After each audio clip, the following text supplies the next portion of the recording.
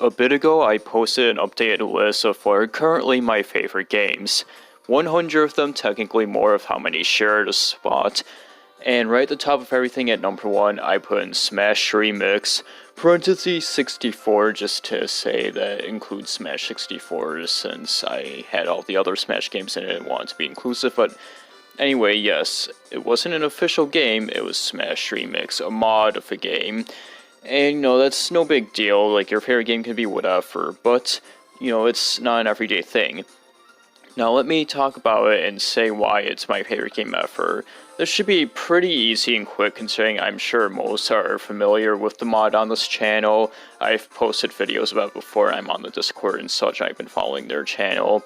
But anyway, just to super sum it up, Smash Remix takes the original Smash 64, it doesn't get rid of anything, it just adds a buttload of new characters and stages and music and features and content and all costumes, just everything to do while retaining the spirit and gameplay of the original Smash 64, and I love it. Like, this is a dream come true childhood game, which is like the big appeal of it, and it's just a great fighting game. I love playing it. I always feel like I'm getting better, unlike with like other entries mainly in the series, and yeah, I love it.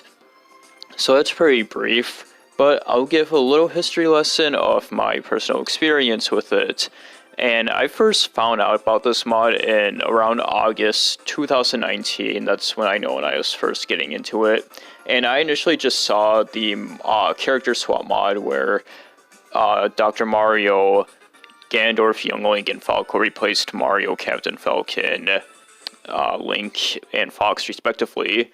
And, I saw it through Snooplex, and I thought, okay, that's really cool that they're able to do that, but I was like, I could get more into this, but the fact that they replace characters, that's always my big pet peeve and disappointment with these mods, is that they always replace stuff instead of adding top of it, which would be really hype if they could do that. But at that same time, I was also seeing stuff like Paper Mario Master Quest through Fat Guy, and that's my favorite series by him, aside from Book of Mario 64, as I'm sure everybody there knows. And yeah, like, this is at a point where N64 mods and just like kind of like what the community of that system's able to do in general was really exploding, and it was a super exciting time, and that was like the start of this. But yeah, I started paying attention to other things and just generally doing other things. I actually kind of forgot about this mod until around the end of March in the next year, 2020.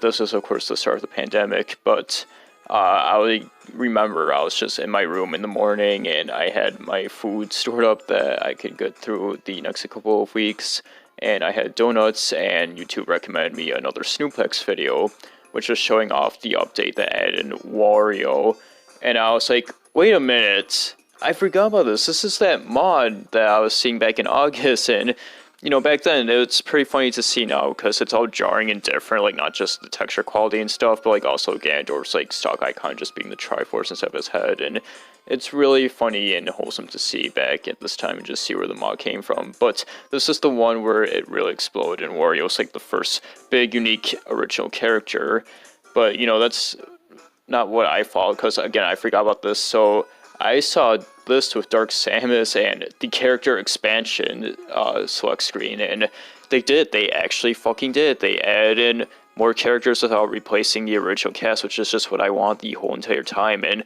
that was like, whoa, what the fuck to see. Like, that was like mind-blowing. Like, this was already like the dream come true game that I was seeing alongside everything else being made, and surpassed my expectations and went above Paper Mario Master Quest even. And this is amazing to see. Like, Wario, he's not a clone at all, and just seeing him there with his whole entire personality, it's so fitting for Smash 64, and they just perfectly captured it with the I'm going to win, and they went above and beyond with the Easter eggs, with him going like, hurry up, will you, if you're on the character select screen for too long after choosing him, and the color space off of Mario Golf, like, just going into that obscure little atmosphere too, and niche part of the console, and they added regional variants, they made the bosses playable too, and they all had their own colors. It's just, this is fucking incredible. How could they do all of this? And I was like, Smash 64 modding cannot get any better than this. And next update, they add in Lucas, and this is exciting because this is the first one I was able to catch live. And, of course, I went back and saw all the other ones of Dark Samus and stuff, and I love playing as Dark Samus in this game. But yeah, Lucas was fun. I have a really fond memory of that because I was able to catch that live, and you know, it's another clone character. It's not Wario, but that's fine. Not everybody needed to be Wario. He was like the peak of the expectations back then, and you know, seeing that was cool too. And them kind of like nodding to Earthbound or Mother 64, and they had the Smash Get Ball stages was really awesome. And it was only a couple of months later too. And then after that, there was a longer wait than usual. Yes, the next update came out just over 3 months, like 3 months and a couple of weeks later. That back then was a longer wait for it. That was, I was like, wow, they must really be making something. Yeah, how innocent we were back then. But the update after that was my favorite. And that and Bowser and Giga Bowser. And Bowser was my most wanted. And he was also the first of the cut characters to be added, the confirmed ones. Which, you know, like, I just mainly want them to do that. I want them to add that alongside maybe the rumored characters. The rumored ones are Peach, Pit with Meowth. We don't know where those came from. I doubt they're happening now. They teased Meowth as a joke once. I would like to see him as a bonus, but I doubt that's happening. It's fine, but yeah, Bowser was the first of that. And now it's gotten to the point where they've had in every confirmed character, which is awesome. And Bowser, I was thinking beforehand, no, he's going to be too complex. They probably can't do it, but no, they did it. They did it perfectly. He fits in so well, and like, I fucking love it. Nobody was expecting Giga Bowser to be added too, but he was, and the Paper Mario stage was so fucking cool and such a great fit, and, you know, they just made all of these impossibilities for the game true that we always wanted, but it just fits so well. And now, what I'm about to talk about, as you heard, this is my favorite update. And I feel like after this, not including the update that came in December that everybody forgets about, that just added in the Kirby hats and Mad Piano.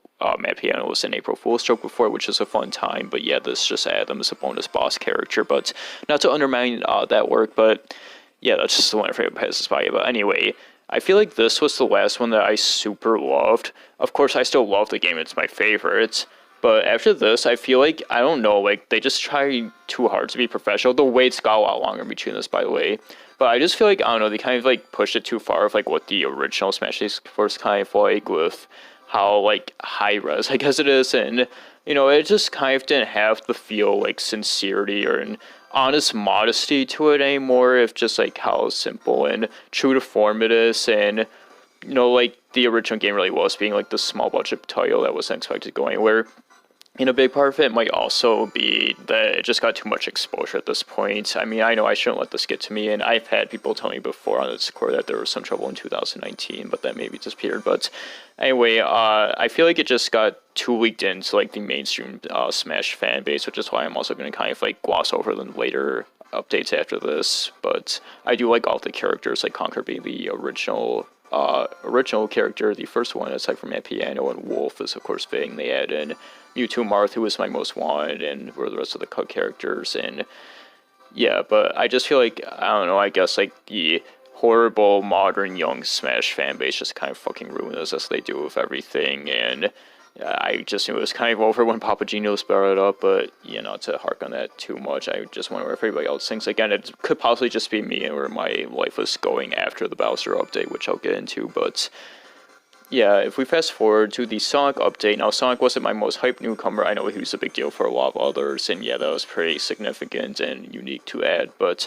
it was a big deal because this is the first update I was able to add to my effort drive. Beforehand, I was just testing it on PCs and shit and watching, and yeah, like, I got the effort drive a couple of weeks before this. I didn't know it was coming that soon, but yeah, that was great. And, you know, I waited for a bit. Just kidding, I immediately fucking played Smash Remix on my effort drive alongside just simply testing other things. So that was pretty fucking awesome. And King Deity, I feel like, you know, well, with Sheik beforehand, this is also when I was, like, enough into the mod to be looking out for things, but also King Deity, I feel like, was the last character to capture that charm I was talking about before. Probably helps that he was the last confirmed cut character to be added, aside from the Star Fox skins with Peppy and Slippy. But yeah, like, I just feel like, I don't know, Deity is probably, like, the last thing. When that was way after, like, I feel like kind of lost that edge, but, you know, it's still fucking awesome. And yeah, Marina was added alongside it, and that was kind of the start of, like, okay, they're just gonna add literally anybody, and they can do whatever the fuck they want with these movesets. And that was also a funny part of my friend was like, oh, Marina, maybe I should look at this mod, because, yeah, it was a huge surprise. And,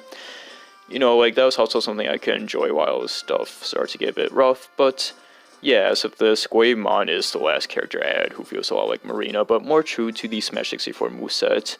And, you know, like, at this point, it's like, who knows is going to be the last one added, and you know, I'm just satisfied at this point. I got everything I want with Bowser, but, like it could be literally anybody at this point, who cares? And I guess the most exciting thing would be Banjo, or, like, James Bond. He was kind of teased in the April Fools, but that was more like Dr. Doke, maybe, which would be funny. It could be fucking Crystal from Dinosaur Planet, as far as we know. But yeah, like, you know, I fucking still love this mod, even if, like, Bowser's, like, the last super charming update to me. I mentioned how I would see this mod through Snooplex, and that was awesome, because he did a really good job going through all the updates, like, really excitedly and stuff, and showing off everything that was added, and, no, I don't want to get too off topic with that, but now, sadly, I'm kind of thinking of unsubbing from his channel, just because I feel like he's lost, like, all of the passion that he used to have, like, back during that time. But, you know, I hate saying back during that time for something that feels like it just happened. But to segue into the next thing, part of why I want to make this video is because I've currently been going through a rough time where everything's, like, super scary and uncertain, and yeah, it's rough. However, something that I'm more comfortable talking about with, I don't want to go into this here, sorry, but I will talk about back in 2019 and a few years probably before that. I was going through a rough time with depression and shit. And by early summer of that year, it got really bad to the point where it was like a silent voice where I had a planned date where I was going to off myself. And, you know, I have this specific sad memory of just walking outside on a hot day after watching Night Mind or Nick Nocturne talk about Catbad. And I was like practically in my pajamas and shit. And, you know, another time I was like running around, and that's when I got the idea for that. And I thought, hey, I have a bunch of money saved up. Why don't me and my mom go on this trip to this area and hotel that we haven't been to in a few years? Because at the time I thought that was like the last point where I felt like happy and was like part of the quote unquote good days. And I was like, okay, I'm gonna go there, I'm gonna have a nice time, and then when we get back, I'm gonna finish myself. I'm done living. I don't want to do this anymore. I just want to go back to a better place. And something else that happened in June, however, is that I was just going on during like a regular old Monday where I wasn't doing anything, and I went on r/have-my-tongue, and a post caught my eye of somebody trying to find a old claymation animation of talking rocks, which turned out to be Mouse Soup. And the original poster along somebody else was looking for that, and we were all searching together for a while and talking and stuff, and by the time I was able to find it, was like, oh, thank you, but, you know, at that point, we kind of had a bond together. It was like, hey, do you guys have, like, Discord or something? And we were all like, yeah, and, you know, eventually I was able to invite them to my server where my friends are, and, you know, that's good. I'm still friends with them both to this day. However, the original poster of that, he started to message me on his own, and that was unexpected, but, you know, it was welcome. It was like, oh, cool, this is a nice person, and, you know, we're learning stuff about each other, and learning stuff that we have in common, and, you know, it was nice, but, like, I still had my mindset on other things. But anyways, that trip to the hotel, it came and went. I came back afterwards, and I was like, you know, I'm actually in a pretty good mood. I think I'm gonna hold off on the whole entire suicide thing for maybe about a week or something, see how I feel. However, it was also during that month, I was talking to that person more and more and more, and I started to get really close and fond with them, and I just started super enjoying my time with them, and they were teaching me so many new things, and I was always learning so much of them, and I was able to share all these fun and cool things about them, and I loved that time. And, you know, because of that, I just completely forgot about wanting to hurt myself or end myself, and I was able to move on from that and enjoy things. And today, like, they're the most important thing, like, not just person, just the most important thing to me in general, and, like, my day's not complete if I don't spend time with them, and, you know, it means the world to me. It's the reason why I'm here and everything. So, yeah, that was an awesome thing to happen. Why did I tell you about this?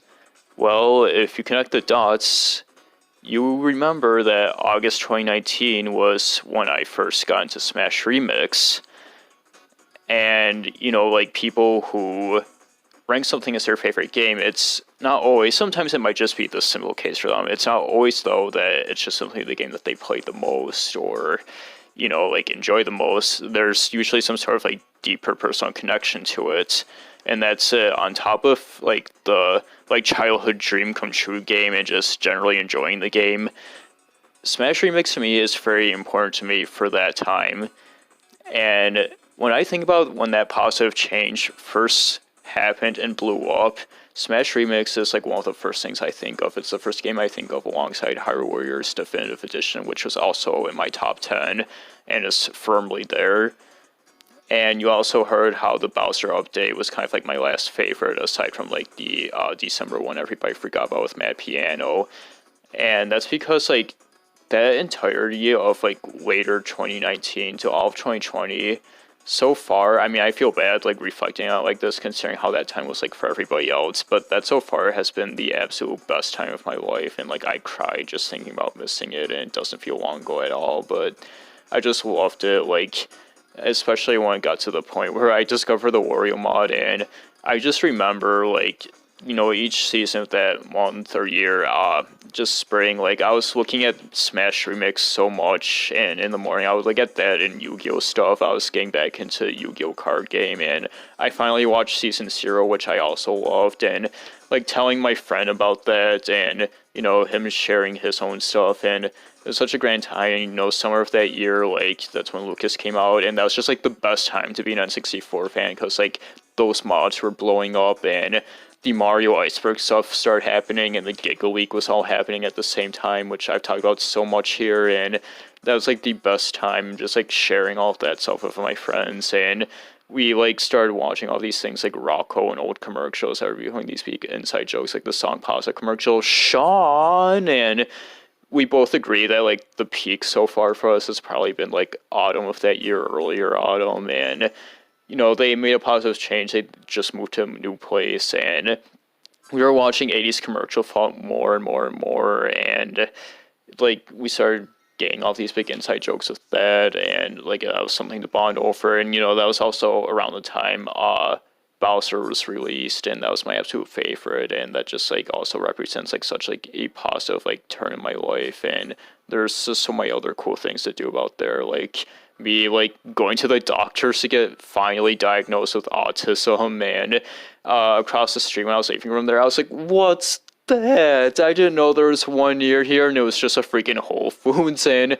my friend was like, oh, you should get Liquid Death from there. I was like, Liquid Death, and it's this type of water, and I got it, and I drank it during that month, and now that's also just like a big connection that we have, is that drink of water amongst other things. And you know, I just go on and on and on and on infinitely about this, but like those special times and Smash Remix being something that I discovered and was building itself while all of this was happening, it resembles all of that, and that's the biggest reason why it's my number one favorite game of all time. Like, it's between that and Mario 64, and Mario 64, of course, was a big deal in 2020. It's a toss-up between those, and you can see all of my other favorite games somehow connecting to all of this time, and, like, you know, my relationship with my best friend, and, yeah, it's great, and it's shit that I wouldn't ever want to give up. So, all in all, that's why Smash Remix is my favorite game of all time, and I love it. Now add the original Kitchen Island back, you cowards. I love you.